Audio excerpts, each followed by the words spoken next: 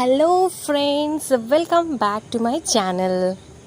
Friends, আবারও একটা নতুন রেসিপি নিয়ে চলে এসেছি তোমাদের সাথে। বন্ধুরা, তোমরা সবাই কেমন আছো? আমি কিন্তু বেশ ভালোই আছি। এখন বাজারে কিন্তু বেশ পাকা পাকা আম চলে এসেছে, আর তার জন্য তো আমরা সবাই রেডি নতুন নতুন আমের রেসিপি ট্রাই করার জন্য। চলো তাহলে রেসিপিতে চলে যাই, পুরো ভিডিওটা ওয়াচ করতে থাকো আমার সাথে। ফার্স্টে হাফ কাপ মতো গোবিন্দভোগ চাল খুব ভালো করে ধুয়ে জল ঝরিয়ে নিয়েছি। এবার একটা কড়াই নিয়ে নিয়েছি, আর তাতে 1 টেবিল স্পুন মতো ঘি দিয়ে দিয়েছি। আর গোবিন্দভোগ চালটা যেটা জল ঝরিয়ে রেখেছিলাম ওটা কড়াইয়ের মধ্যে দিয়ে দেব। আর এই সময়তে আঁচটা কিন্তু থাকবে একদম লোতে। এবার হালকা করে চালটাকে নেড়ে নেব। চালটা হালকা ভাজা ভাজা হয়ে গেলে বোঝাই যাবে কড়াই থেকে উঠে চলে আসছে। একটু সময় নিয়ে 2 থেকে 3 মিনিট মতো হালকা আঁচে চালটাকে ভাজতে হবে। এবার 1 গ্লাস মতো জল চালের মধ্যে দিয়ে দেব।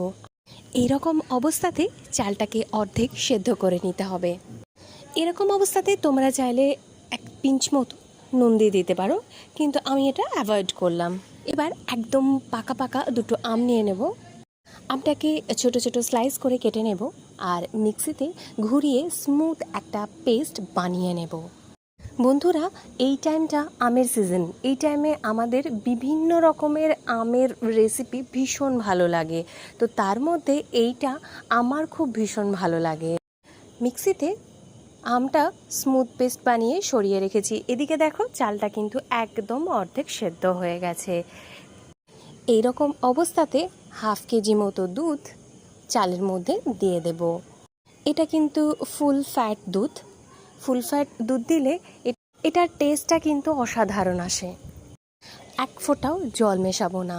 দেখো, পুরো দুধটা দিয়ে দিয়েছি। এবার চাল আর দুধ খুব ভালো করে মিশিয়ে নেব, আর এই সময়তে আঁচটা থাকবে লো টু মিডিয়ামে। এই পুরো চাল আর দুধটা ফুটতে কিন্তু একটু সময় লাগবে। 4 থেকে 5 মিনিটের মধ্যে দুধটা কিন্তু ফুটতে স্টার্ট হয়ে যাবে। এবার আমি এখানে 2 এলাচ দিয়ে দেব। তোমরা চাইলে এখানে এলাচ পাউডারও ইউজ করতে পারো। এবার অন্য একটা জায়গাতে 2 টেবিল স্পুন মতো আমুল পাউডার নিয়ে নেব, আর তাতে গরম জল দিয়ে খুব ভালোভাবে মিক্স করে রেখে দেব সাইডে। আজকে যারা আমার চ্যানেলে এই রেসিপিটা প্রথম দেখছো, তাদেরকে সকলকে অনুরোধ জানাই, যদি রেসিপিটা তোমাদের ভালো লেগে থাকে অবশ্যই একটা লাইক করো, আর কমেন্টে জানিও তোমাদের কেমন লাগলো। আর ভালো লাগলে সাবস্ক্রাইব বাটনটা হিট করে আমাকে উৎসাহিত করতে ভুলো না কিন্তু। আর পুরনো বন্ধুদের তো অসংখ্য অসংখ্য ধন্যবাদ জানাই পাশে থাকার জন্য। বন্ধুরা, এবার কিন্তু দুধটা ফুটে একদম অর্ধেক হয়ে গেছে, আর চালটাও কিন্তু পুরোপুরি সেদ্ধ হয়ে গেছে, তোমরা দেখতেই পাচ্ছ। এই রকম অবস্থাতে 1 কাপ মতো চিনি দিয়ে দেব। খুব ভালোভাবে দুধের সাথে মিশিয়ে দেব। চিনিটা একদম যেই গলে যাবে, তখন মিক্সিতে যে স্মুথ আমের পেস্টটা করে রেখেছিলাম ওটা দিয়ে দেব। আমটা দেওয়ার পর কিন্তু একদম বেশি ফোটাবো না, তাহলে আমের যে একটা ন্যাচারাল টেস্ট সেটা খারাপ হয়ে যাবে। আর আমের টেস্টটা ন্যাচারাল আর অথেন্টিক থাকলে আমার ভীষণ ভালো লাগে। তোমরাও একবার এইভাবে ট্রাই করো, কথা দিচ্ছি তোমাদেরও কিন্তু ভালো লাগবে। এবার আমের পিউরিটা দিয়ে দিলাম, আর খুব ভালো করে মিশিয়ে নেব। আর 1 থেকে 1.5 মিনিট পর গ্যাসটা অফ করে দেব। আমের পিউরিটা দুধের সাথে খুব ভালোভাবে সেট হয়ে গেলে হালকা একটা হলুদ কালার চলে আসবে আমের, যেটা দেখতে খুবই ভালো লাগে।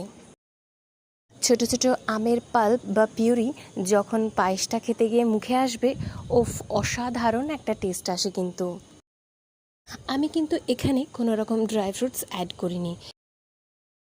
এইরকম অবস্থাতে গ্যাসটা অফ করে দিলাম, আর আমুলের পাউডার দুধটা যেটা মিক্স করে রেখেছিলাম ওটা ঢেলে দিলাম, কারণ স্ট্যান্ডিং টাইমে রাখার সময় বাকি এক্সট্রা যে দুধ থাকে সেটা টেনে নেয়।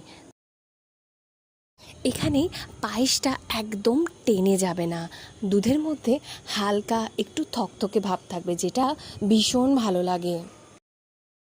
দেখো কত সুন্দর একটা কালার এসেছে। 15 মিনিট স্ট্যান্ডিং টাইমে রাখার পর এটাকে আমি ফ্রিজের মধ্যে দিয়ে দেবো 1 ঘন্টা মতো। তারপর ঠান্ডা ঠান্ডা সবাইকে সার্ভ করো। পায়েস কিন্তু ঠান্ডা ঠান্ডা অসাধারণ টেস্ট আসে।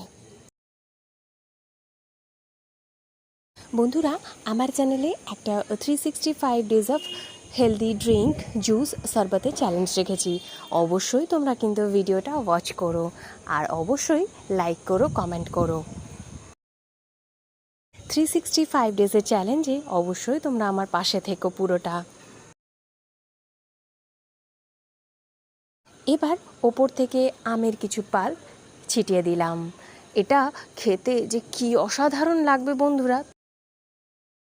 আবারও নতুন একটা রেসিপি নিয়ে দেখা হচ্ছে নেক্সট ভিডিওতে। ততক্ষণ পর্যন্ত এই ভিডিওটা ওয়াচ করো, ভালো লাগলে কমেন্টে জানিও, লাইক করো আর অল টাইম স্মাইল। ভিডিওটা ভালো লাগলে সাবস্ক্রাইব করো। Till then, see you, bye by.